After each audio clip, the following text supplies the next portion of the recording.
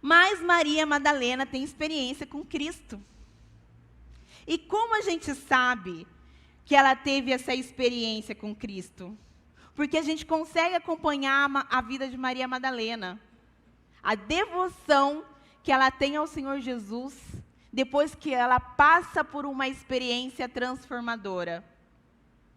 Essa experiência que ela tem com Jesus, muito provavelmente teve uma mudança social também, além de ter uma mudança interna, de alma, concordam? Jesus, ao encontrar Maria Madalena, expulsa os demônios e dá para ela não só uma nova situação espiritual, uma nova natureza, mas também coloca ela numa outra posição social. É muito provável que ela já consegue ir ao mercado, que ela já consegue conversar com as pessoas, que não há tanto julgamento como se tinha. Não é verdade? E há uma transformação. E depois dessa experiência, a gente vê, pelo relato bíblico, a gente vê Maria Madalena ajudando no ministério de Jesus. Aonde mais a gente vê Maria Madalena? Me ajudem aí. Na crucificação, não é verdade? Quem recebeu a notícia do Cristo ressurreto? Quem foi? Maria Madalena. Quem contou para os discípulos? Maria Madalena.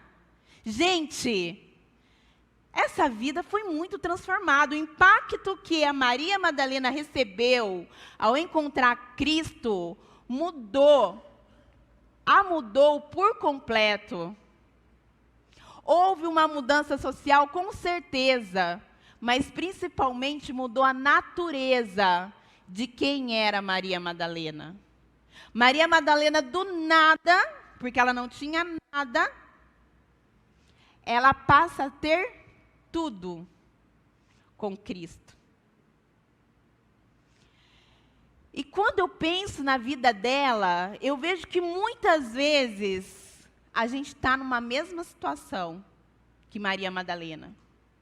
Qual situação? No nada. No nada espiritual, no nada social, no nada. Na necessidade de alma. Não é verdade? No vazio de alma. Porque o Cristo ainda não habita da maneira que Ele quer habitar e superabundar em graça na nossa vida. Mas não é só de Maria Madalena que eu quero conversar com vocês hoje. Eu quero conversar também na vida de outra pessoa. E aí vocês vão começando a traçar um paralelo aí do que eu estou dizendo, do que eu quero explicar para você, do inexplicável. Quem conhece aqui o Paulo de Tarso?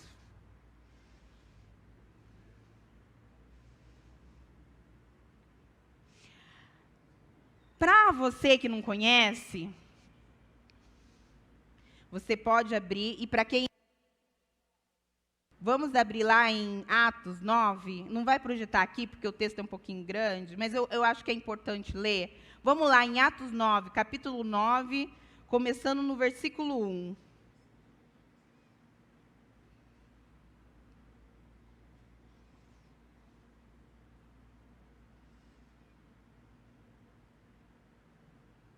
Vamos lá? Enquanto isso, Saulo não parava de ameaçar de morte os seguidores do Senhor Jesus. Ele foi falar com o grande sacerdote e pediu cartas de apresentação para as sinagogas da cidade de Damasco. Com este documento, Saulo poderia prender e levar para Jerusalém os seguidores do caminho do Senhor que moravam ali, tanto homens quanto mulheres. Mas na estrada de Damasco, repitam comigo, na estrada de Damasco, quando Saulo já estava perto daquela cidade, de repente uma luz que vinha do céu brilhou em volta dele. E ele caiu no chão e ouviu uma voz que dizia: Saulo, Saulo, por que você me persegue? Quem é o Senhor? Perguntou ele. A voz respondeu: eu sou Jesus, aquele que você persegue. Mas levante-se, entre na cidade, e ali dirão a você o que deve fazer. Os homens que estavam viajando com Saulo ficaram parados, sem poder dizer nada. Eles ouviram a voz, mas não viram ninguém. Saulo se levantou do chão e abriu os olhos, mas não podia ver nada. Então eles o pegaram pela mão e o levaram para Damasco. Ele ficou 3 dias sem poder ver, e durante esses dias não comeu e não bebeu nada. Em Damasco morava um seguidor de Jesus, chamado Ananias. Ele teve uma visão. Olha lá. Olha o nosso Senhor. E nela apareceu o Senhor, chamando assim: Ananias. E ele respondeu: aqui estou, Senhor. O Senhor lhe disse: apronte-se e vá até a casa de Judas, na rua direita, e procure um homem chamado Saulo na cidade de Tarso. Ele está orando. E teve uma visão. Nela apareceu um homem chamado Ananias, que entrou e pôs as mãos sobre ele, a fim de que ele pudesse ver de novo. Ananias respondeu: Senhor, muita gente tem me falado a respeito desse homem e de todas as maldades que ele fez em Jerusalém, com todos aqueles que creem no Senhor. E agora ele veio aqui para Damasco com autorização dos chefes, dos sacerdotes, para prender todos que te adoram. Acho que Ananias estava inconformado com essa questão do que Deus estava pedindo para ele. Assim, só que não, Senhor, como eu vou fazer isso?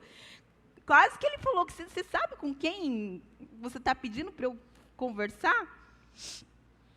Mas o Senhor disse a Ananias: vá, pois eu escolhi esse homem para trabalhar para mim, a fim de que ele anuncie o meu nome aos não-judeus, aos reis e ao povo de Israel. Eu mesmo vou mostrar a Saulo tudo o que ele terá que sofrer por minha causa. Até aqui. Gente, que história, não? Não é verdade?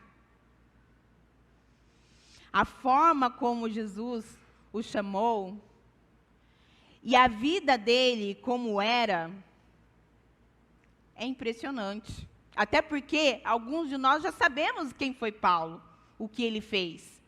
Ele foi extremamente importante para a história da igreja. Ele foi de cidade em cidade falando sobre o Messias. A devoção que Paulo teve em relação a Cristo, após a experiência, essa que a gente acabou de ler, foi a mesma devoção que a gente vê na vida de Madalena. Depois que, do nada, Deus coloca ela em uma outra posição. A devoção, a honra e o amor nessas duas vidas é a mesma.